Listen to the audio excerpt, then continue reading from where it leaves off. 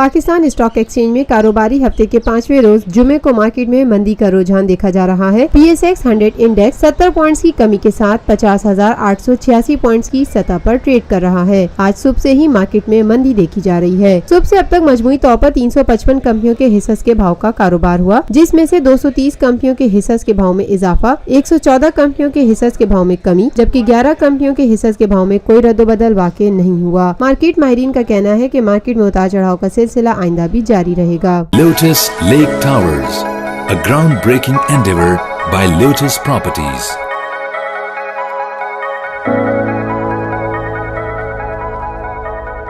मुल्की, बैनुल-अक़वामी, समाजी, सियासी, तिजारती, सकाफती, तफरीही, मालूमाती और खेलों से जुड़ी हर छोटी बड़ी खबर का मरकज TNN TV।